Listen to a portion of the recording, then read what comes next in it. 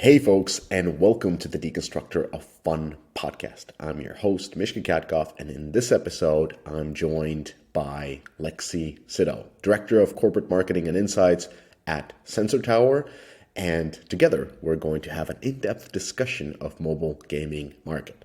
Now, if you've been listening to this podcast, Lexi has been a guest for years, and she's a true expert when it comes to mobile market. A real OG that has nearly a decade of experience analyzing the market as a whole. In this particular episode, we're going to explore significant trends in mobile gaming and mobile game marketing. We're going to delve into app versus game dynamics, analyze the rise of platforms like TikTok and YouTube in terms of ad spend. And Lexi's going to share her insights on regional differences, the rise of IP and brands, brand collaboration, the future of subscription gaming, and many more. I hope you'll get a valuable insight from this podcast, especially about the normalization of the market post-COVID and ATT changes, and learn about the trajectory of apps taking over gaming revenues. If you enjoy this podcast, I suggest you subscribe to this Deconstructor of Fun podcast on whatever platform you're listening it to. I also suggest and would very much love for you to subscribe to our newsletter.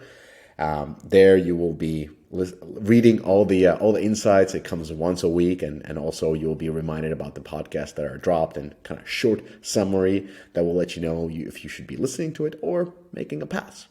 If you want to join the conversation about this particular episode, I suggest you join the Deconstructor of Fun Slack group that already has over 3,000 game industry professionals. You can get access to the Slack group if you have enough of industry experience. And just go to deconstructoroffun.com and I'm sure you'll find the link somewhere there. But without further ado, ladies and gentlemen, Lexi Sydow.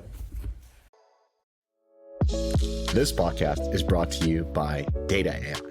Now, you're asking, didn't they get acquired by Sensor Tower? They did, and that's awesome. Here's why. Whether you loved using Data.ai or Sensor Tower, the combined company will offer customers even stronger and more detailed insights on the full digital customer journey. Exciting times lie ahead as Sensor Tower and Data.ai join forces. Go to Data.ai or SensorTower.com and get on board with undeniably the best data partner in the business. Now, back to the episode.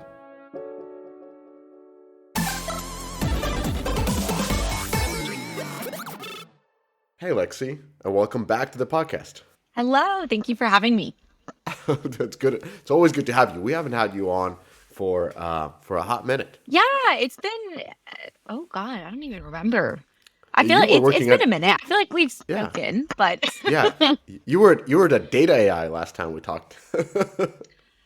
That is true. That is true. It has been, I guess not that that could have even been last month then, but now officially at Sensor Tower or Data Tower or Sensor Data or Sensor AI. Yeah. Sensor AI. So quick introduction, Lexi Sydow, Director of Corporate Marketing and Insights at Sensor Tower. Before last month, you were at Data.ai for nearly 9 years. So you know a thing or two about how the app market has evolved during the last decade. I know now it's like primary data. It's not even looking at market trends. It's in my core. I feel like yourself. I feel like we've been in this for so long. You kind of are like, no, I remember when that launched exactly. Yes. Yeah. Sadly, you remember like obscure games from 2015, and that is not good. That is dating yourself. So today we're going to talk not about games from 2016. We're going to talk about games from 2023, 24. And I have a bunch of questions, but overall we're going to talk about mobile gaming market trends, mobile marketing trends, and apps versus games. And for the background, if people want to see the graphs, they want to use the graphs in any way, I've used two data sources. So Data.ai's 2030 mobile app marketing forecast and Sensor Tower's State of Mobile Gaming report. There's a link in the description of this podcast, no matter where you watch it. So any of the graphs, Don't email Lexi. She's busy. Don't ping me. I don't have this. Just go to these reports, take screenshots, and use them for anything you need. Um, did I get that correct, Lexi? Yes, absolutely. All right. And we So love to see it used in the wild. So please do. yeah, yeah. All right. Let's jump in. So mobile gaming market trends. On a high level, when you look at the graphs, its total downloads are down on both platforms, with Play declining twice as fast compared to iOS, and in-app purchase revenues declining on Play while keeping steady on iOS. So, Lexi, question for you. When you break down the market into genres or geos, what really caused the decline? And are there any genres or geos that are actually growing that developers should be maybe looking at? So, floors is yours. Tell me what's going on. Yes. So actually we did see some substantial drops in downloads. Arcade and simulation were two of the biggest sectors on like an aggregate for downloads, but both dropped significantly, around 16% year on year. So those areas being sort of that drop, we saw in terms of growth for downloads, actually racing grew modestly year on year. So a little bit of a growth pocket. We tend to see a lot of downloads for the racing category come from specifically in India, being a huge market there, and some markets in the Middle East actually driving a lot of that. For revenue side, we actually saw some of the pullback in core games. So RPG, strategy, both sitting at around negative 10% year on year. In terms of growth, many people probably would not be super surprised to hear casino up almost 20%, largely due to Monopoly Go. And then puzzle. So puzzle being that up around 10%. And that's an interesting one where it's not necessarily the new launches like the Monopoly Goes, but rather continuing success of Candy Crush, Gardenscapes, and then some really big milestones being hit by Royal Match. So they had a really great year and a strong inflection point in the last year. We're actually in the US in particular, we saw this sort of overtaking of spend in Royal Match Mm, versus Candy Crush. So that kind of within that space, the casual bucket, kind of drawing from a number of these genres, grew around 8%. Um, so stronger growth happening in that space on the whole. In terms of geographies, declines kind of across the board. And then for downloads in particular, and for hmm revenue, we saw pockets of growth really Europe, Middle East, Latin America, North America, relatively flat for revenue, but a good signal, at least from the decline we saw in 2022, that it's not essentially declining further. Asia was down around 6%. So we did see some declines happening for across the board in Asia, but some strong markets where we typically would have seen more growth, like Japan. So still a little bit of a flat time there. and was the decline in Asia driven by China with the restrictions on play times and the games? Yeah, so this is this kind of fusion where I'll bring in some data AI and some Hmm. sensor tower data just Yeah. while we're at this kind of 1 month into this crossover here. From the data AI side, we saw strong declines in China from iOS as well as on Hmm. third-party Android stores. So we would market size for third-party Android as well. And a lot of that is the licensing restrictions. So you're just not getting new titles launched. And then there's been some struggling sectors in the economy, as well as some of the game time, as you mentioned, from a regulatory standpoint, where we're just seeing that dampen domestic market. What we do see coming out of China is pretty strong traction for Chinese firms that are going global. So that's been a Hmm. strategy for a long time. The emphasis on kind of getting outside of China, breaking into Japan is a very lucrative market, but also South Korea. And then outside of Asia, really looking at the US market, as well as markets in Europe. And we've seen some strong indications of some of those titles doing well. And one of the big ones in 2024 is Eggy Party. So soft Hmm. had kind of a Chinese launch last year in 2023, and we've seen already strong traction in the Western markets, specifically the US, with Eggy Party being that kind of coming more from an IP that resonates in Asia, but then similar functionality in a sense to Stumble Guys and kind of breaking over into the Western market there. So Interesting. still strong And publishers, but the domestic market being a bit of a concern in China. you've heard of Heroic Labs by now, and we keep talking about them because in today's mature market, you need every edge to be successful. Rather than spending those precious company dollars on building game tech, focus on building your game and shipping it. Get into your players' hands faster and grow your community. Heroic Labs is battle-tested partner and friend of the podcast. Their tech enables you to be flexible, creative, and scale for success. Heroic Labs has your tech stack covered. Whether you're looking for a world-class back-end game server, an amazing game development framework, fantastic live ops tooling, or reliable mass scalability, Heroic Labs has solutions for all of these challenges. And it's not just us at Deconstructor of Fun praising Heroic Labs. The company works with some of the world's biggest publishers on many of the beloved games. Focus on your game, save a big chunk of cheese, and avoid tech risks with Heroic Labs. Interesting. And then, of course, for outside Chinese companies, they can't enter China. Well, the Chinese companies can't even publish in China, so it's kind of a closed market, and everybody starts from outside China, and then some of them are able to then eventually launch inside China. Interesting. The overall trend then when post ATT when everything was happening, when IDFA was deprecating, we were predicting this sort of a thing, that the rise of the middle, that's what we were calling. So meaning that these purely ad monetized game like hyper casual games would be challenged, and perhaps even that whole business would go down. At the same time, we're looking at whale monetized games, core games, casino games, predicting that they would suffer also because the targeting would be much more limited. Does that prediction ring true now that we're looking at the data? I know casino is up, but that's Monopoly Go, that's IP, that's sort of like a casualized version of casino. Like, Yeah. was this prediction mildly true, not true? What do you think? I mean, the data is showing it is. It's showing that hyper casual has struggled. From the download side, we saw that some of the worst performing subgenres of games were hyper casual subgenres.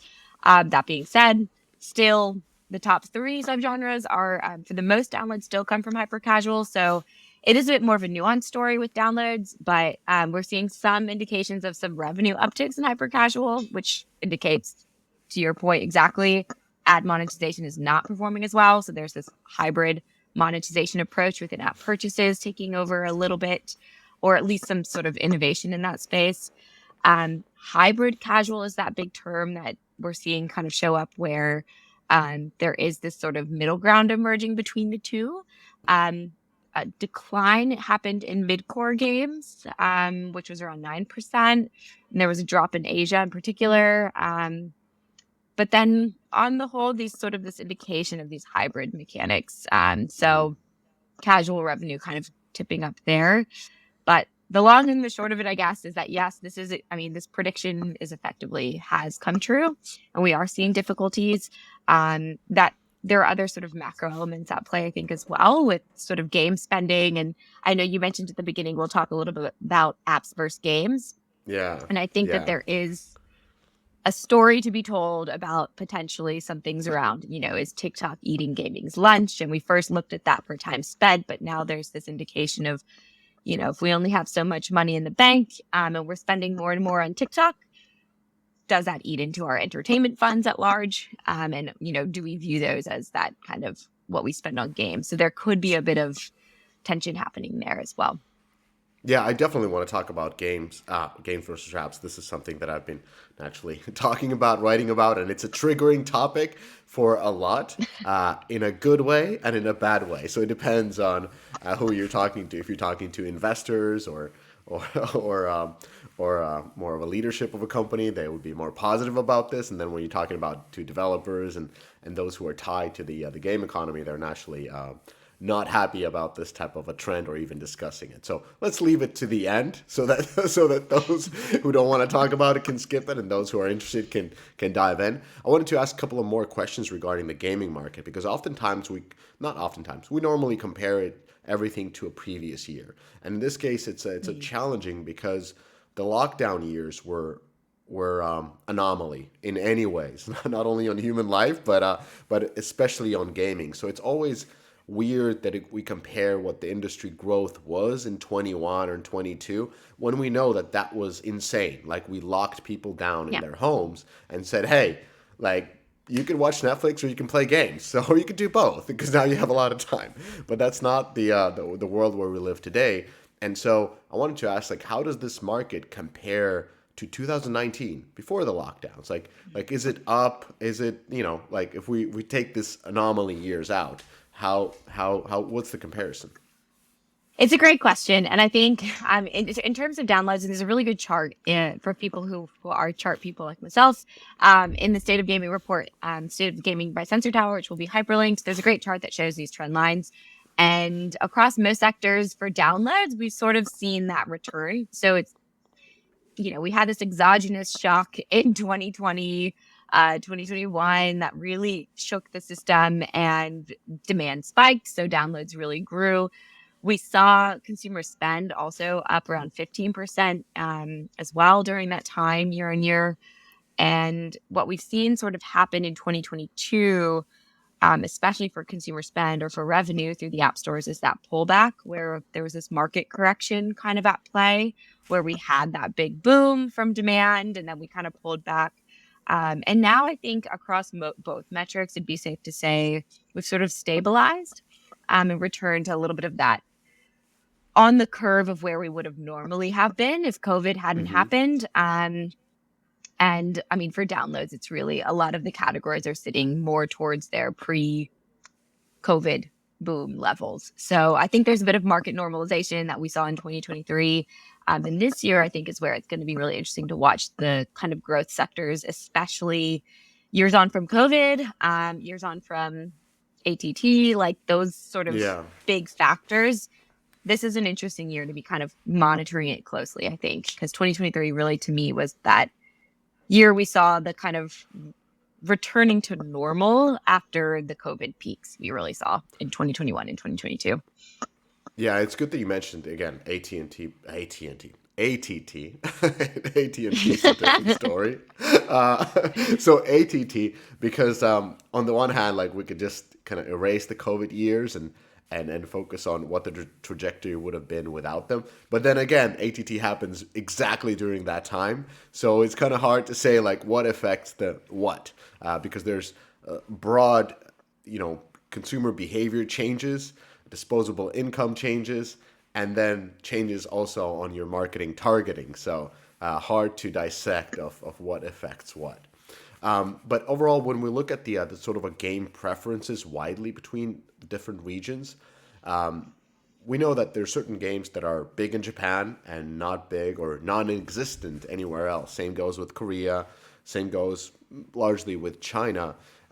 When we look at the different markets, like what are the sort of a preferences that we're seeing on a high level out of the accessible markets, to put it that way? So perhaps like Latin America, Western MENA regions. Is there any highlights for developers to focus on? Yes, absolutely. I mean, the biggest contrast we'll see from a regional standpoint, when you look at it, is basically APAC versus, like, say, Americas. APAC skews roughly 60% for at least for consumer spend for RPG and strategy, whereas Americas tends to not. It tends to be um, less of a comprehensive skew.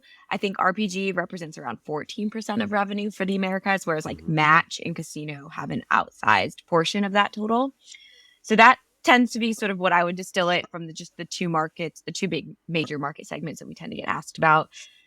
Match and Casino skew more in Americas. So in North America, we see also like a 60% casual skew. Europe's around 52% versus like a 44% mid-core. And then we actually see LATAM and Middle East are more bucketed in similar ways, where there's this slightly more mid-core skew of 54% compared to, say, around a 42 to 44% casual skew.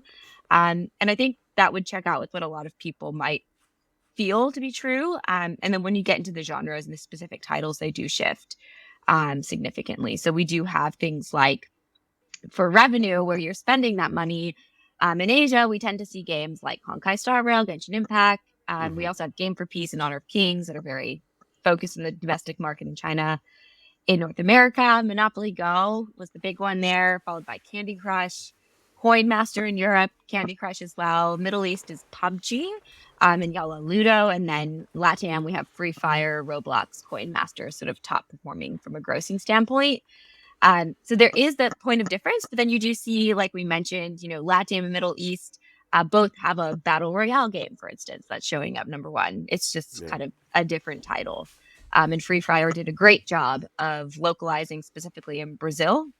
So that would be a great example um, of how they've sort of penetrated that market versus, say, PUBG did a great job in Middle East. This podcast is brought to you by AppsFlyer. In today's digital world, understanding your app's journey from discovery to download is more than just insightful, it's essential. Enter AppsFlyer, the leader in mobile attribution and marketing analytics that allows you to measure the full potential of your marketing efforts, making every ad dollar work smarter. With AppsFlyer, that's your new reality. Dive deep into data-driven insights that reveal exactly where your users come from and how they interact with your app. AppsFlyer, where your app's potential meets performance. I think that's really important for publishers, developers to keep in mind that different geographical pockets can provide growth, not only looking at the genres. So different games make it big in different regions. I had a question about, like, this is constantly on my mind. I don't know why, but like, we keep talking about Netflix games. Before that, we were talking about Apple Arcade games, and I mean, talking about it because Netflix has spent over $1 billion. I think they publicized that they spent billion on games. So looking at the traction of Netflix and Apple Arcade, do we see meaningful growth in subscription gaming? Is this a new growth vector, or is it just a money sink? This stage, the growth rate is very compelling. It's 180% growth year on year in some of the downloads of these apps, which is an exceedingly strong growth rate. But when you look at where it compares to the rest of the market, it is a very teeny tiny slice of the pie. So it's that classic, like, fast growth, but like very small base. I have never been super bullish on the subscription gaming aspect. It reminds me of sort of paid games where we sat with, like, there are successful paid titles where you pay to download. It's that gate up front versus free to play, and then you have in-app purchases that happen as you play. Minecraft is probably one of the best performing paid Yeah. titles still. But I do think that the free to play model is largely going to be way more lucrative. Netflix, I think, has a stronger opportunity than Apple did, just because you've got that cross media play where you have titles that are hopefully relevant on the streaming service and then having that kind of port naturally. It feels a bit like a marketing funnel that you're kind of sending people through. But at this point, the traction's still so small. So, I mean, I don't even think this year in 2024 or next year we're going to see that meaningful piece of the pie. But the growth is there. It's just, will it get to a meaningful threshold of people? Yeah, I would actually counter. Apple has the store, and they actually, and the subscription service is a part of Apple One. And every time you get a device, they give you Apple Arcade for like 3 months. Just don't worry about it. Here's games. So I think they've been pushing almost more effectively their subscription service versus. I mean, I don't want to turn this into Netflix games discussion, but when you look at the graphs, or like, what are the driving growth? What games are driving growth for Netflix games? It's GTA, and that has nothing to do with Netflix's catalog. And if you take that one away, it doesn't look as impressive afterwards. So, That's anyways, a fair point. Yeah, it's more of the IP play there, and we did see some strong boosts in some of the other GTA titles, just like on mobile as well, yeah, in tandem with some re-releases of things. So I hear you. I still am not super bullish on Apple Arcade. I do think, like, from a distribution standpoint, absolutely. Like, if you're coming from the Apple side, it's partly why I message, you know, has done so well on Apple as well. You have this sort of natural onboarding from getting the device, but the subscription gaming, to me, the best option for the Apple Arcade universe was likely with kids. For parents who can allow for a subscription to games that's capped at a price, and kids is a big growth sector. Actually, we saw last year, especially in Western markets, strong growth in revenue, strong growth in downloads. Um, so that could be a strategic opportunity too. That's where I saw it sitting mostly. Yeah, yeah, 100%. They don't have ads in those, and it feels like something you could give your kids. The games you can give your kids. The games you can give your. See, it's a morning. I'm losing my words. Anyways, yeah, there's definitely thesis for both, but it hasn't really materialized. Last one's about games market is looking at publishers and top games. What are the top games of today? Is Monopoly Go the biggest title at the moment? Is that the case? In 2024, it definitely would be one of the ones. It depends on the market. So Monopoly Go did Yeah. exceedingly well, in North America and in some European markets. So globally, in terms of what happened in 2023, we still see big titles like Honor of Kings, Candy Crush, Roblox, Genshin Impact being another big one. Um, and then on a regional or a country basis, they will change. Monopoly Go had an outstanding launch year, and from everything we've seen so far in 2024, they've already hit 2 billion in spend on their game since they launched. So it's less than even like a year. Um, Huge success there. And there's a lot of, I think we've talked in other areas about this too. They've done so much with um, engaging from a user acquisition standpoint in like a community and sort of leveraging user generated content or facilitating perhaps and letting it kind of go in the directions that it goes. um, that would be definitely a breakout. And I think the other compelling thing to note is just some of the long standing titles that continually do well, like Candy Crush being a very, especially in Western markets. But Royal Match, as I mentioned, is one that we saw hit new milestones last year, as well as some of the titles from Playrix. So I think definitely some of these titles that have been around for a little while, not necessarily new, that are really seeing a strong global base as well. Um, Royal Match and Candy Crush being more Europe and North American focused. Yeah, that's and how about on the publisher side? Like, uh, I assume Tencent is still number one, NetEase number two, is Playrix number three. How are things going there? Yes. So last year, Players in terms of revenue was number three. We've got Activision Blizzard still showing up, and some of this depends, largely fueled by King within that space as well.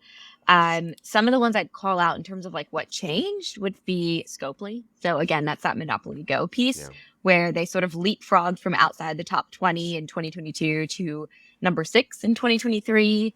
Um, and then we also saw things like Moon Active saw a boost as well. There was still strong growth within Moon Active, which tends to bucket closely um, with Monopoly Go. And then Roblox being another one. So Roblox as an entity sitting at number 10 on the publisher level, moving up a few ranks as well. So still strong ecosystem happening there, growth in downloads, but also around a 20% growth in spend for the Roblox Corporation too. So those would be some of the movers and shakers there, but you're absolutely right. Tencent still number one, holding down the yeah, fort year on year for many years. yeah. Yes, yeah. It seems like it. All right, let's talk a little bit about the marketing trends. So this is something that I know much less about. And performance marketing has been the driving force for game growth when it comes to mobile.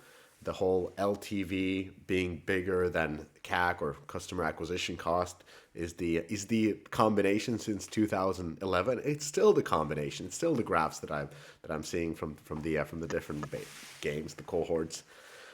LTV cohorts versus customer acquisition costs with the payback time shown. But on a higher level, kind of zooming out from that, like what are the marketing trends right now, like the different channels, the demographics, and so forth? What are you seeing on that end? This is a really interesting area. I feel like Jen would have a lot to say about this too. Yeah. In the marketing realm. I know we spoke about it at GDC a bit. And I think we've got some conversations planned for the future around it too. Um, some of the big things on a high level last year were some of the IP and brand collaborations. So within Roblox, even embedding brands within that universe, but also strong IP. I mean, we Monopoly Go, I feel like a broken record, but that's one very strong IP that did exceedingly well. I mentioned heavy localization. So this is also a bit of one of those topics where I think it touches on some of the other marketing channels. Is it's about that kind of geo-specific or market-specific localization. So going beyond translation of language, but going deep into the geos. So using micro influencers, local celebrities for ads, streamers that are prominent in that region, who might be smaller on a global scale.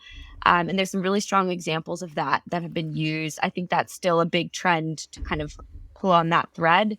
Um, I do think there's something as well around sort of user generated content and that authenticity. We've talked a lot about TikTok over the years, but even at MAU or Mobile Apps Unlocked in Vegas, and I'm sure at GDC, there was conversations around ads that are user generated in nature and how they perform and can engender trust as well, and be an interesting play. And then the last one, and this is an example, actually, one of my colleagues, we were talking about some of the success of Monopoly Go and talking about communities and targeting them very strategically. So I really liked what Monopoly Go did when they launched, where they had TikTok. So you're activating that younger demo. There's a high growing cohort of older people on TikTok as well, but it tends to dominate for Gen Z and millennials. And we saw the TikTok just sort of virality around Monopoly Go, where it sort of had a life of its own and creating that community and fostering that as a brand to live, did very well. Conversely, also very, very well with thousands, if not millions of users at this point on Facebook trading groups. So again, you're unlocking a very different demo than what you'd unlock on TikTok. It's not like passive watching videos or like watching sort of real time.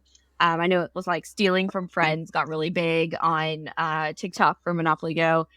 Facebook was more about trading groups. And actually, one of my colleagues mentioned this one.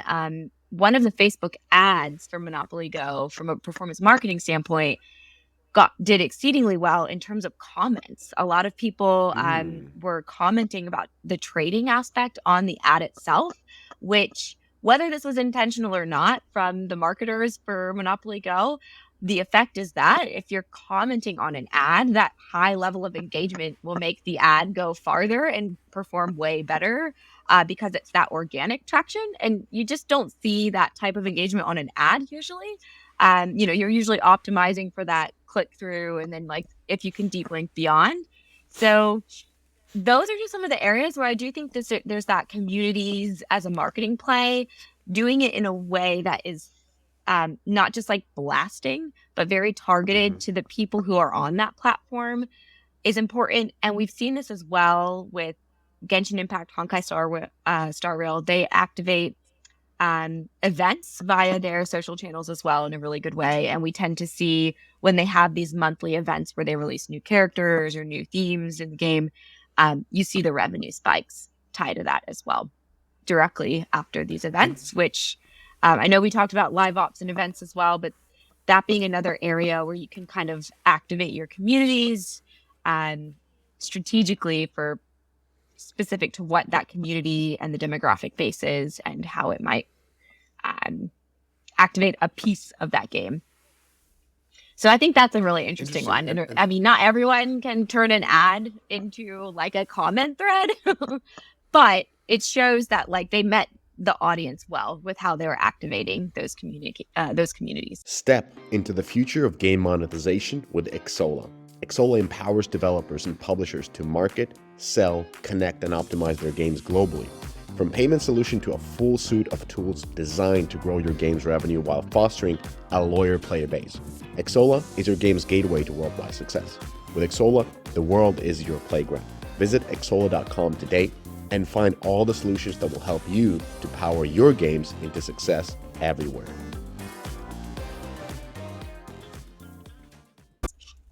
That's fascinating. And you mentioned TikTok. Like everybody mentions TikTok all the time.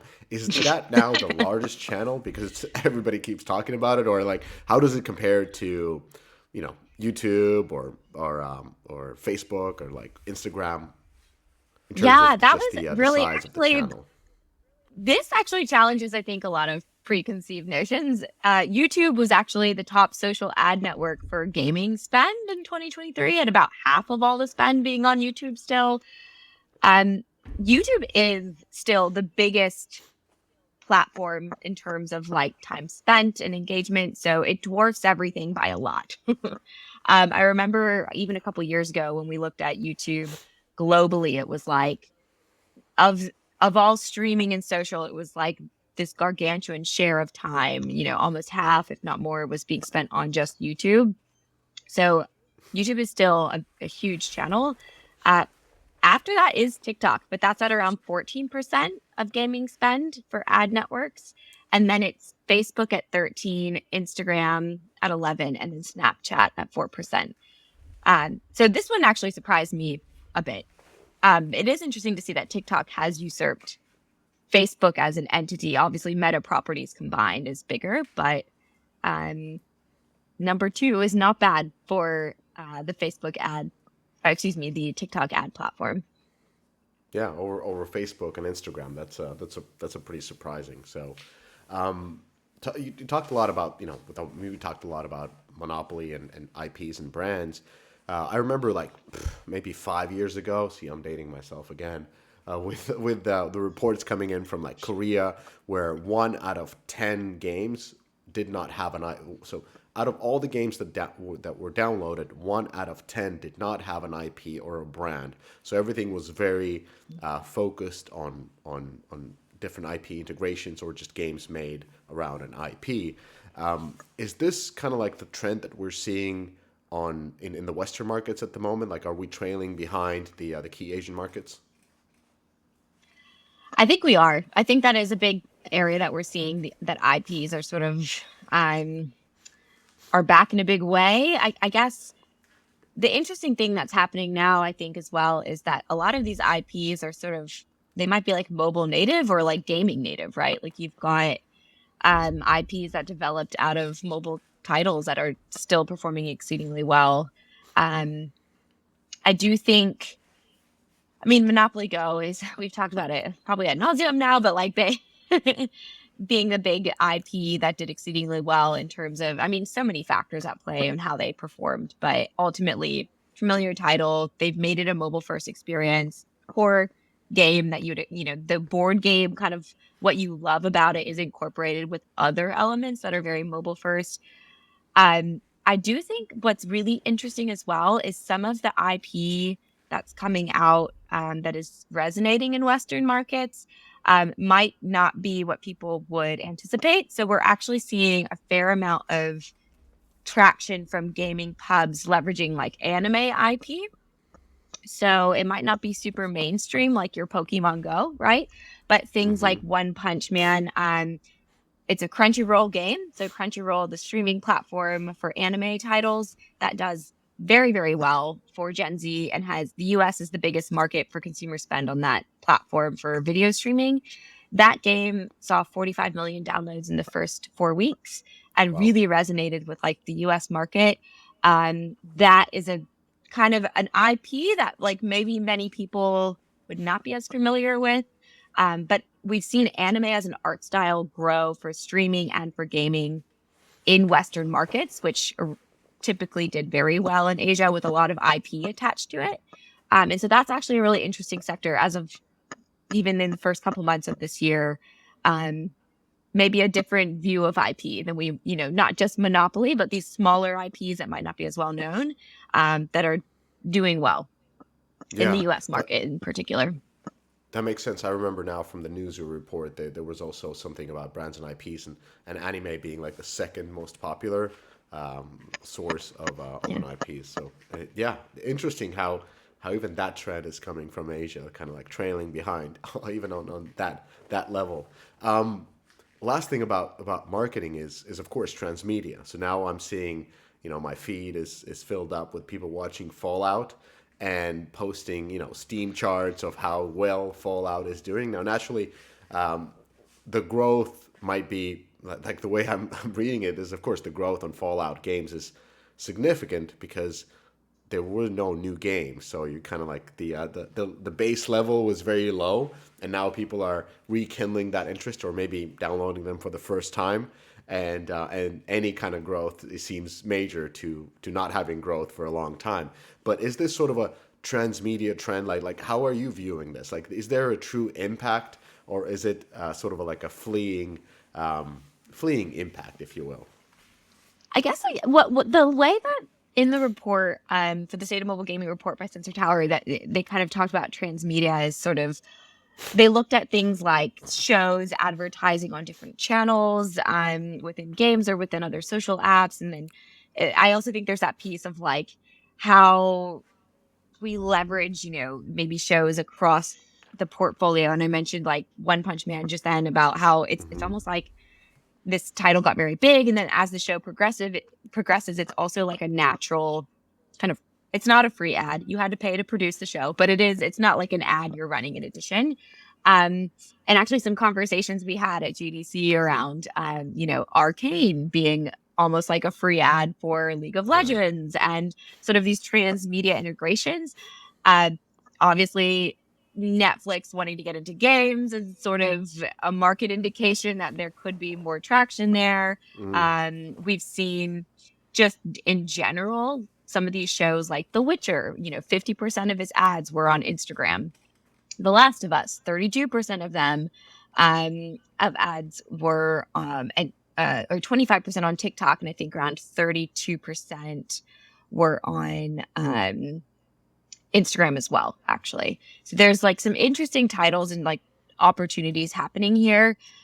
I I do think that there's a really strong case for this sort of social streaming space and how this all works together, and it kind of dovetails into that entertainment conversation. It's sort of this passive and active entertainment in my mind as Mm-hmm. well, like you're watching a show, um but then you can kind of take it to the next level in a sense of the Mm-hmm. playing a game in some of these. So I think there's an element there, and it reminds me a little bit of what in the non-gaming space we saw sports were a big breakout sector in 2023, along with other live events like concerts. So ticketing apps did exceedingly well. I mean, Taylor Swift basically broke some Yeah. of them.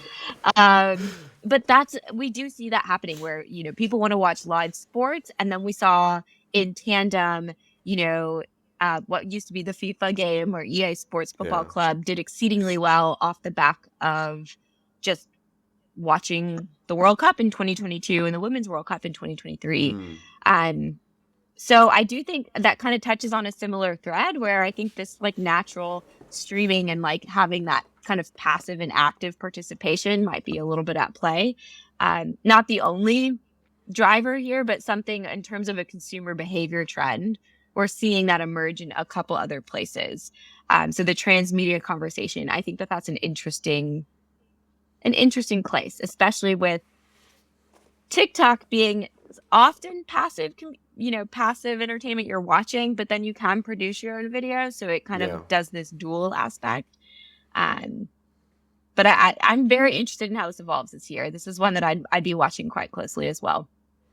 Yeah, yeah. I mean, it makes sense when something is on top of your mind. You're interested in interacting with it in various different way.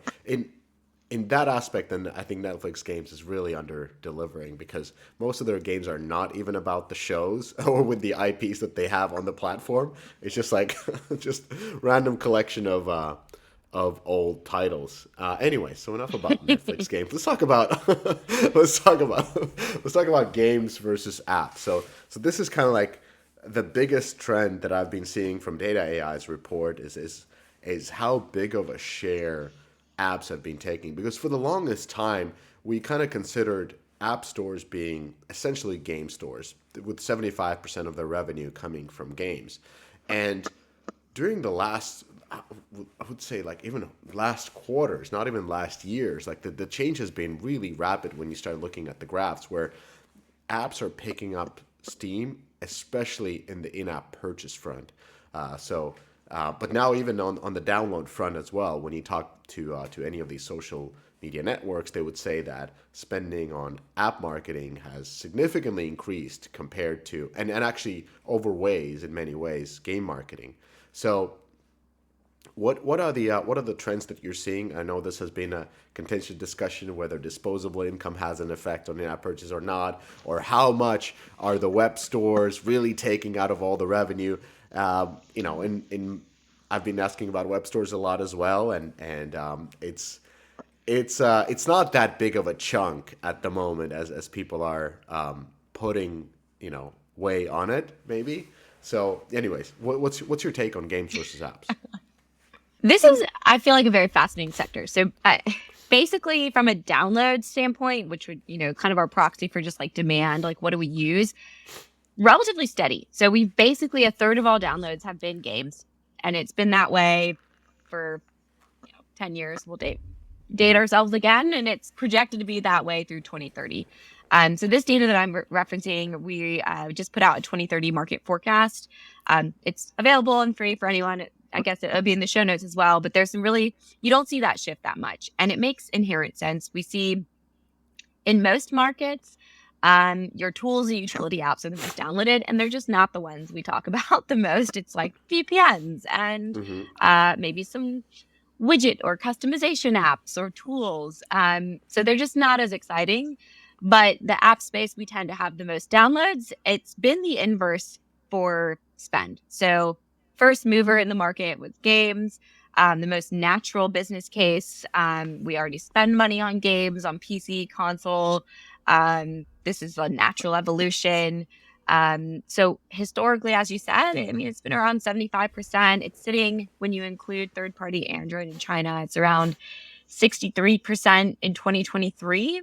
And what we project by 2030 is that it's almost at parity. So apps we project will just narrowly surpass game spend. It'll be about $148 billion in apps. 145 and about 143 billion in games. So around 288 billion in total annually for 2030 in terms of app store spend. And there is conversation about web shops, but we can park that. Uh, Basically, there's been a couple of different factors. I think right now, the biggest sectors for non-gaming are video streaming. So Disney Plus, HBO Max or Max. We still have a lot of legacy spend in Netflix. So Netflix kind of stopped new subscriptions in around 2017, I believe, in the app stores. And we have this very resilient cohort of people who subscribed pre 2017. There's going to be a leaky bucket over time, but Mm-hmm. pretty resilient amount of dollars still being spent in Netflix alone over the years. And then things like YouTube, right? Paying to remove ads. That's Yeah. their primary monetization through the app stores. So that sector is very strong. We see that is typically the biggest bucket. Dating is another huge area, subscriptions, as well as in-app purchases. We're seeing some indications of trialing new methods there, whether subscriptions were too high of a price point, but we are seeing some indications of some sort of toggling around in that space. And then it's entertainment apps driven by TikTok, really. So that's this, or I guess we'd probably bucket them in this regard to social. So, Twitch had been doing tipping to streamers for a long time, but TikTok really brought that to the masses. And last year alone, we saw $4 billion being spent on TikTok via the app, via purchases. 40, I believe it was 40% of it, now I'm getting all my stats mixed up, is by Americans alone. So Wow. I want to say it was as high as 60, but I think it's 40 actually. We also saw that TikTok hit over 10 billion in lifetime consumer spend last year, and that's the first non-gaming app ever to do it. So that's definitely a kind of a watershed moment. And we're seeing Twitter, or X, Snapchat, Instagram, all starting to dabble in consumer spend in the social space, whether it's verifying your handle, or potentially, in the case of Snapchat, they saw $250 million flow through last year just on subscriptions to access premium or advanced features. So there's a lot happening in this space. TikTok, I'd say, is that kind of was that gatekeeper change that we saw where people are tipping because you can still watch all this content. It's free still, but you're just electing to do these tipping system. And I do think that there is an area where, if you're spending time in TikTok, that is time you might spend not in other streaming apps. That was kind of what we saw early with Douyin in China, which is TikTok's app Hmm. in China. And then I could see it spilling easily into the gaming space too, where there's that element of how much money you're spending, where you're spending your time, where you're entertained. And I don't think I think people will still spend in games, absolutely.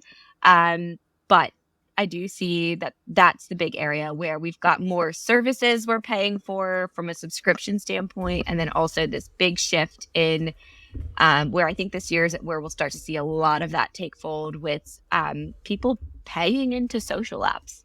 And, to really date ourselves, like 15 years ago, if you asked me to pay into Facebook, we would have been like, no, absolutely not. So I think That's a, this is that big shift, I think, happening right now, that will drive some of this change in the future years. so it's almost like to summarize this, to create sort of a flow chart. The apps always had the downloads, but now in recent years they've been more engaging, like with the launch of TikTok and the Tinders and the the devices being so much better. So people are spending more time on Netflix. YouTube content is on a whole different level compared to 5 years ago. So there's that increase of engagement, and that means that people are spending more time in apps, and apps are also becoming better at monetizing this audience that is ever more engaged. That leads to higher lifetime values, and that means that they're taking larger share from the marketing dollars because they now have the LTV to actually advertise, and that leads back to the core loop of more downloads, more engagement, more time, more monetization, higher LTV. So that's how the flywheel, as I'm interpreting, is working. Yes. And in that conversation, I think the thing that's undeniable is video being king, right? Video being underpinning a lot of the growth happening across many areas.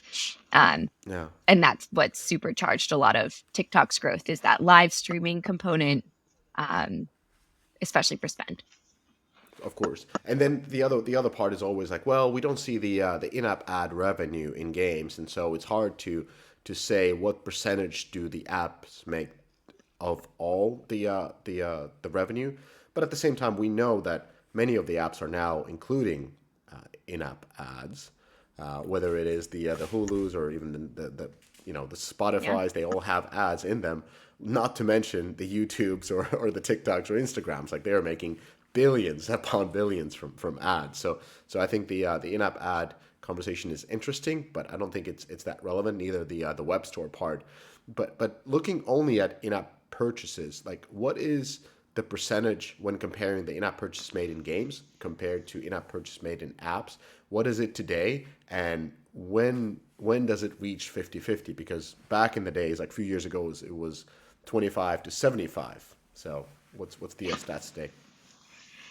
Yes, today it's sitting at around 63% of spend going into games. So 37% in apps. The end of 2024, we forecast it'll already tip over to around 59.3 to 40.7. So we're already kind of starting that shift. And then by 2030, we expect to see apps take over at 50.3%. So just marginally more than games. But that's where that shift really comes into play. So it'll be a slow shift over these next 7 years, including this year. But the seeds are sown, and we're already seeing a bit of, almost a 3 percentage point jump for apps taking over that market share from 2023 and what we predict for 2024. And there are multiple different. Of course, we're projecting now 5 years ahead, and there's multiple things that can affect. One is that in the graphs that Data.ai's report had was the disposable income compared to in-app purchases made, and it seemed like the downturn of disposable income did not affect app payments at all. So app payments continued to increase.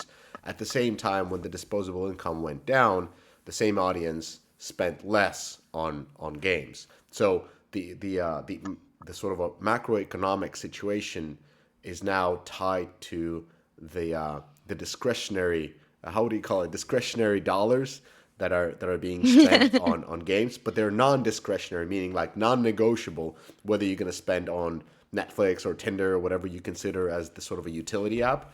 That will continue no matter what. Is that a correct interpretation of the graphs? That's what historically we've seen for the last couple, I mean, I guess from 2017 through 2023, we look at how this correlates.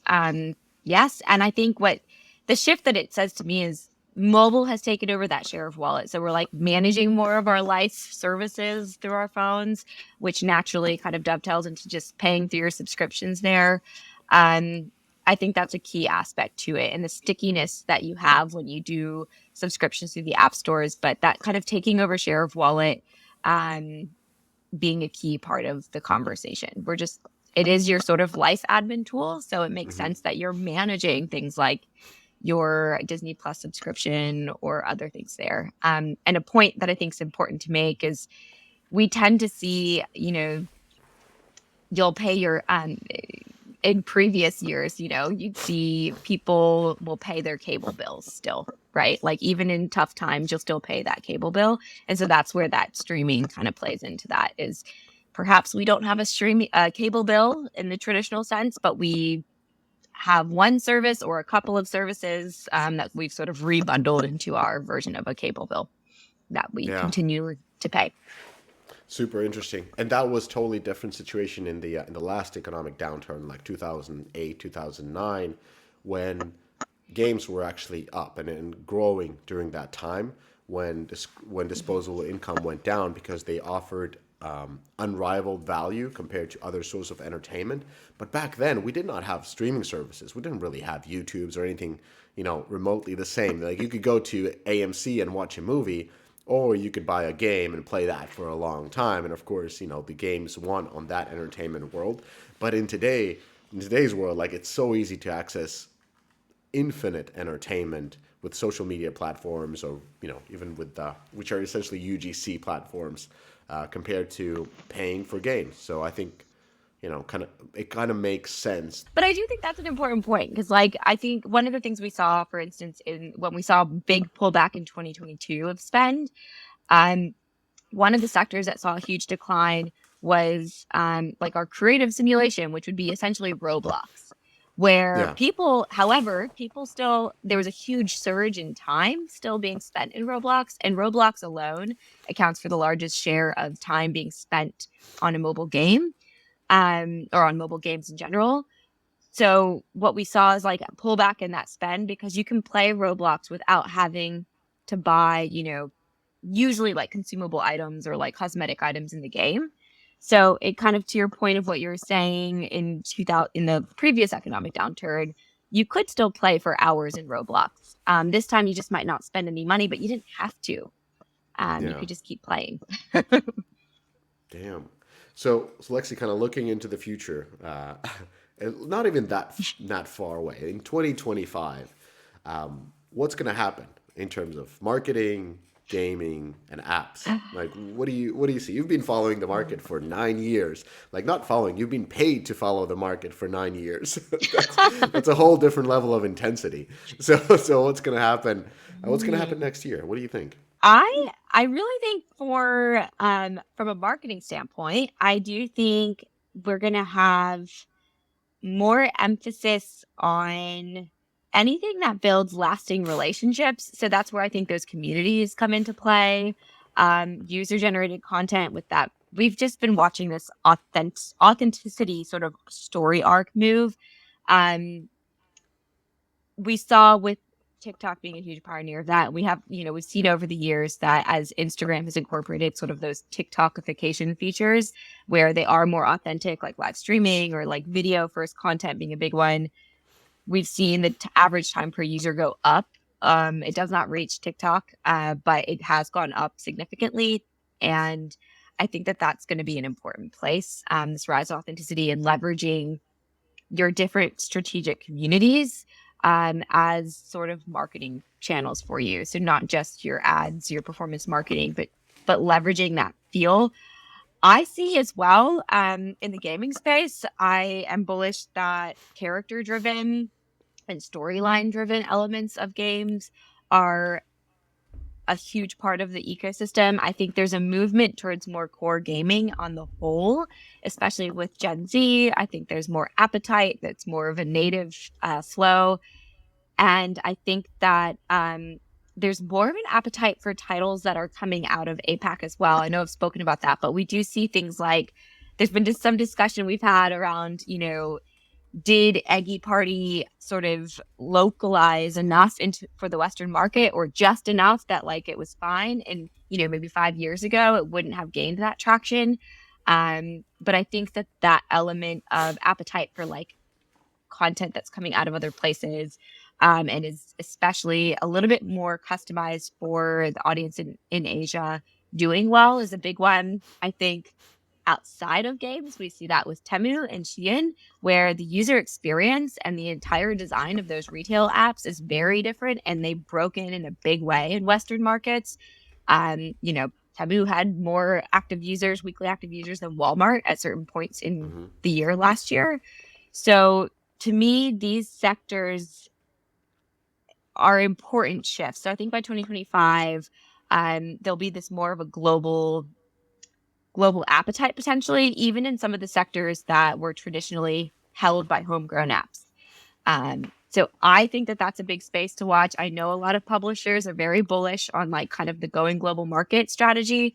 So I think that that's gaining some meaningful traction in gaming and shopping, and we'll see more of that.